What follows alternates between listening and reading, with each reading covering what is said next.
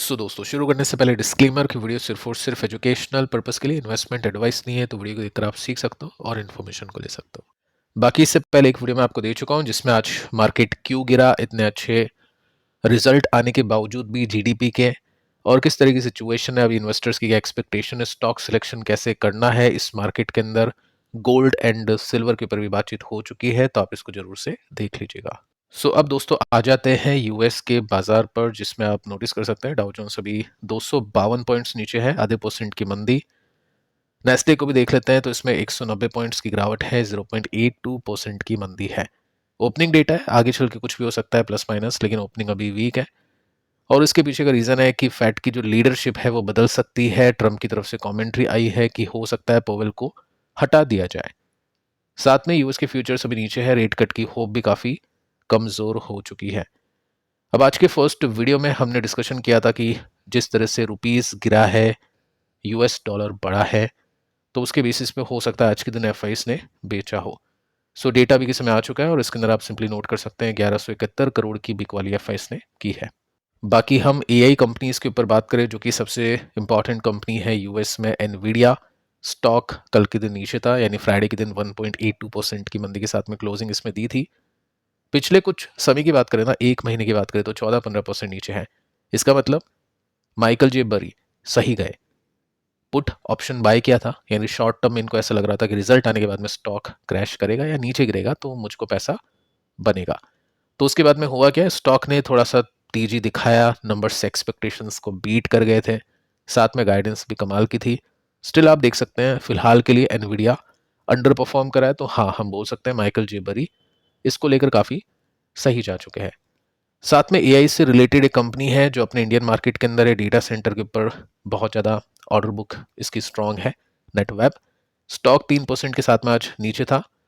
175 का PE ratio, Nvidia जितना कमज़ोर होगा उतना ही कमज़ोर या उससे भी ज़्यादा हो सकता है हमको कमज़ोर यहाँ पे देखने को मिल जाए, क्योंकि एनवीडिया की वैल्यूएशन चलो फिर भी काफ़ी ठंडी हो चुकी है, लेकिन इसकी जो वैल्यूएशन है वो काफ़ी अभी भी ऊपर है। यहाँ पे आप नोटिस कर सकते हैं कि स्टॉक फिलहाल के लिए अपने सपोर्ट पे है। और एक बात मैं आपको बता चुका हूं कि जितना स्टॉक अपने सपोर्ट पर टिका रहेगा उतना ही सपोर्ट कमजोर होता है और ब्रेकडाउन होने के चांसेस बढ़ते हैं। सपोर्ट क्या है, यहाँ पे बाइंग ऑर्डर होते हैं। मान लो 1 लाख बाइंग ऑर्डर है, बार बार स्टॉक यहाँ पे पहुंचेगा तो यानी कोई बेचेगा और कोई खरीदेगा। तो 1 लाख जो ऑर्डर है, एग्जाम्पल दे रहा हूँ, वो हो सकता है कम हो जाए 80,000, 50,000। उसके बाद में ज़्यादा स्ट्रॉन्ग ऑर्डर यहाँ पे नहीं बचेंगे और स्टॉक ब्रेकडाउन कर जाएगा।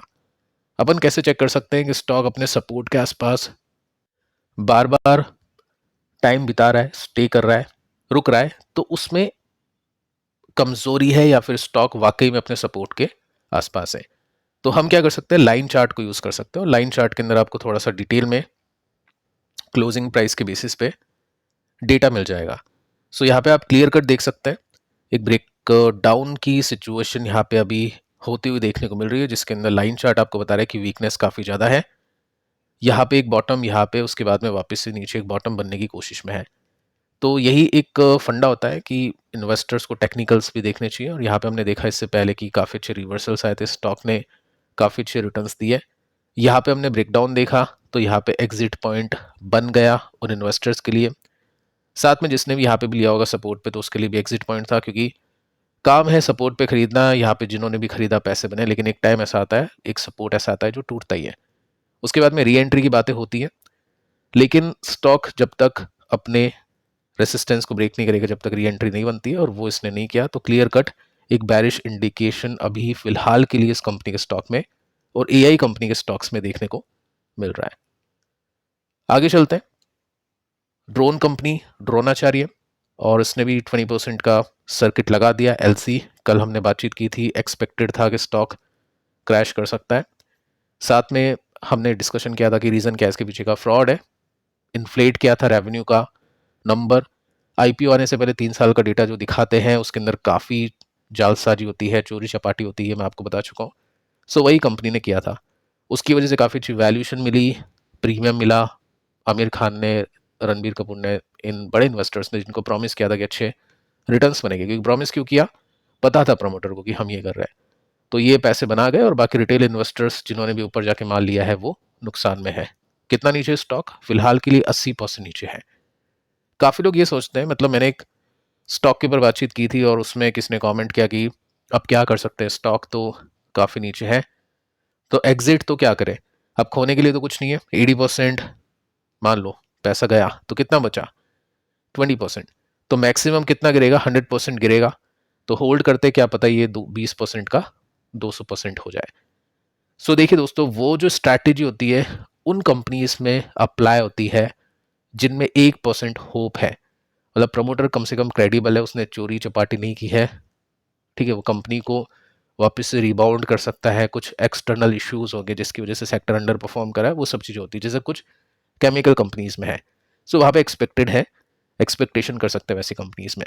लेकिन जहाँ पे प्रमोटर ही चोर हो वहाँ पे एक्सपेक्टेशन नहीं की जा सकती है, और वहाँ पे ये जो 20% है ये भी धीरे धीरे चल जाता है, और फिर टाइम भी काफ़ी वेस्ट होता है, वो जो कैपिटल है उसको ट्रैक करना, ये सब चीज़ें करनी पड़ती है।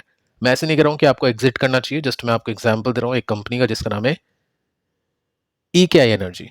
इसमें आपने देखा होगा कि काफ़ी अच्छे पैसे बने हैं, 7000% के रिटर्न्स बने थे कुछ साल के अंदर, और यहाँ पे आप देखोगे तो 96% क्रैश हो चुका है।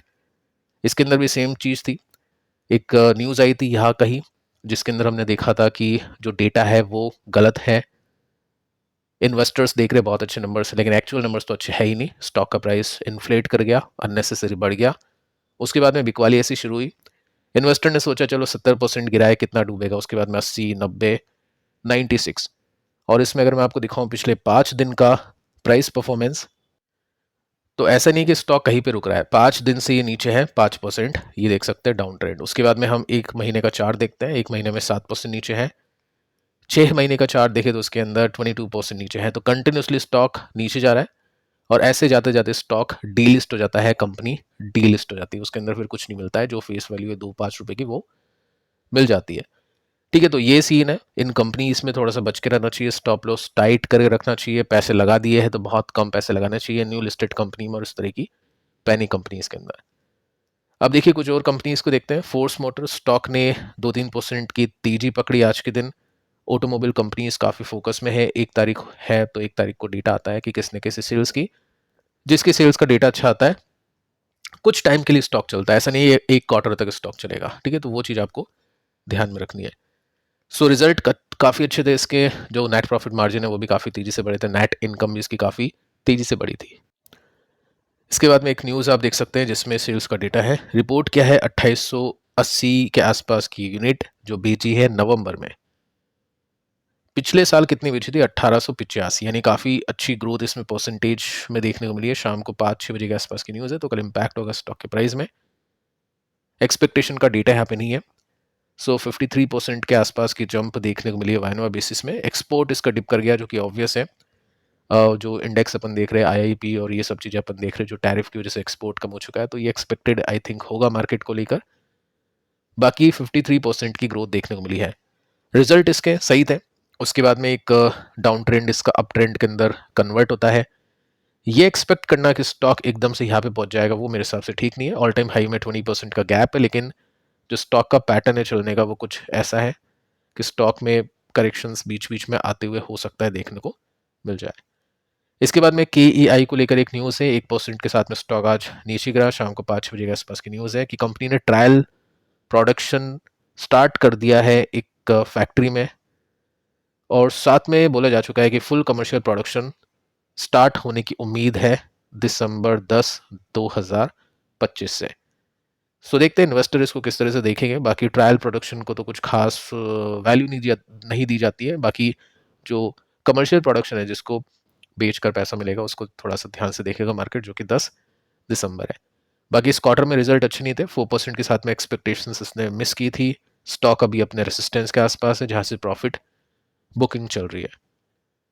इसके बाद में नेक्स्ट कंपनी हुंडई, 3% की तेजी इसमें देखने को मिली है। कल इसके ऊपर बातचीत की थी टेक्निकल चार्ट के बेसिस पे, फंडामेंटल्स के बेसिस पे, जो कि आप देख चुके होंगे। अगर नहीं देखा तो आप कल की वीडियो को देख लेना। नवंबर की जो सेल्स आई है 66,840 यूनिट्स की आई है, जो कि एस्टिमेट के पार हो चुकी है। कितनी थी? 66,020 यूनिट्स की यहाँ पे बात की गई थी, लेकिन 820 यूनिट ज़्यादा बेची है कंपनी ने। तो एस्टिमेट को बीट किया है, उसकी वजह से स्टॉक ने 3% की तेजी पकड़ी।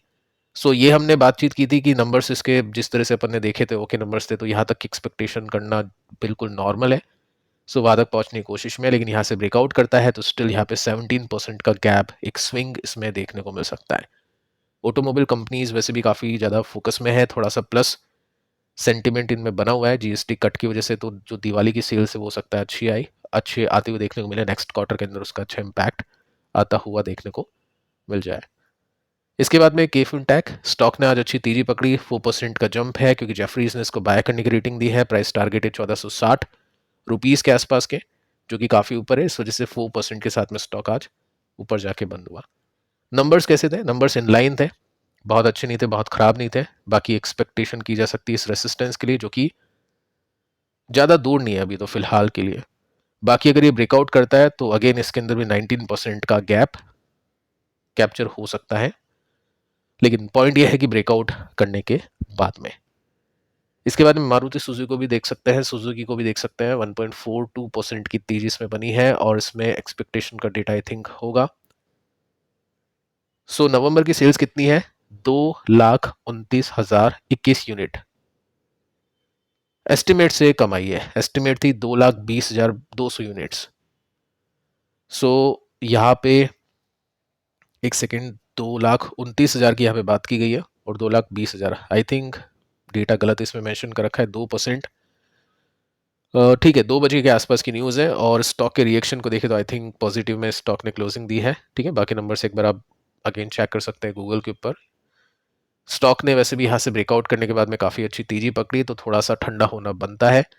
अब क्वेश्चन ये बनता है कि इतनी सारी ऑटोमोबाइल कंपनीज है, अलग अलग कंपनीज के रिजल्ट आए हैं, रॉयल इनफील्ड यानी आइशर मोटर्स हम बोल सकते हैं, और भी काफ़ी सारी कंपनीज के रिजल्ट आए, तो उन कंपनी के रिजल्ट को आप चेक कर सकते हैं, मतलब सेल्स नंबर्स को चेक कर सकते हैं। अगर कंफ्यूजन होती है तो इन्वेस्टर क्या करता है? ईटीएफ खरीदता है जो कि ऑटोमोबाइल इंडेक्स का होता है। सो ऑटो सेक्टर जैसे परफॉर्म करेगा उस तरह से ईटीएफ भी परफॉर्म करता हुआ देखने को मिलेगा। जैसे आज के दिन 1% की तेजी बनी, सो यहाँ पे भी 1% के आसपास की तेजी बनी है। पॉइंट ये है कि ये ऑल टाइम हाई पर जा चुका है, तो ज़्यादा कुछ बचा नहीं है। ऐसे सेक्टर को देखना चाहिए जो कि अभी के समय नीचे है। काफ़ी कम सेक्टर अभी आपको मिलेंगे, मतलब जो अपने सपोर्ट पे होंगे एग्जैक्टली, क्योंकि मार्केट ऑलरेडी ऊपर जा चुका है तो वो सेक्टर भी सपोर्ट से थोड़े से ऊपर जा चुके हैं।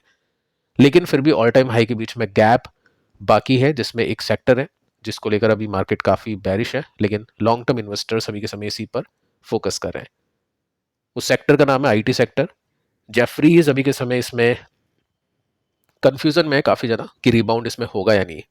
स्टॉक अभी बीटन डाउन है, काफ़ी नीचे पड़े हुए हैं, लेकिन अनसर्टेनिटी अभी भी है। ऐसा नहीं कि स्टॉक नीचे है तो वो ऊपर चल जाएगी, यहाँ पे प्रॉब्लम्स अभी भी है, ऐसा बोला जा रहा है। लेकिन टाइम लगेगा, बट हाँ हम ये बोल सकते हैं कि वैल्यूएशन अभी के समय काफ़ी कंफर्टेबल है, अपने सपोर्ट के आसपास आईटी कंपनीज की वैल्यूएशन यानी इंडेक्स की वैल्यूएशन आ चुकी है। और इसमें मेजरली जो कंपनीज होती है टीसीएस, इन्फोसिस होती है। लेकिन अगर पूरे सेक्टर को बाय किया जाए ईटीएफ के थ्रू या फंड के थ्रू तो उसके अंदर काफ़ी सारी कंपनीज आ जाती है। बाकी जो ग्रोथ कंपनीज हैं आपको पता है, ये परसिस्टेंट है, कोफोर्ज है, इनके नंबर्स काफ़ी कमाल के आए हैं। और जो अभी बीटन डाउन है वो है टीसीएस, जो कि अपने सपोर्ट पर अटका हुआ है। ठीक है, सो यहाँ पे दोनों तरह की कंपनीज आपको मिलेगी। आईटी बीस की बात करूँ, ईटीएफ की बात करूँ, जिसके अंदर अभी आप देख सकते हैं कि एक रेसिस्टेंस है, वहां तक पहुंचने की तैयारी है। अगर निफ्टी 2-3% चला गया तो ये यहाँ तक पहुंचेगा, अगर उसके बाद में ब्रेकआउट कर गया तो ठीक है, 20% का गैप इसमें भी देखने को मिल सकता है। सो फिलहाल दोस्तों इस वीडियो में इतना ही, पिछली वीडियो को आप देख लेना, मिलते हैं कल, तब तक के लिए शुभ रात्रि।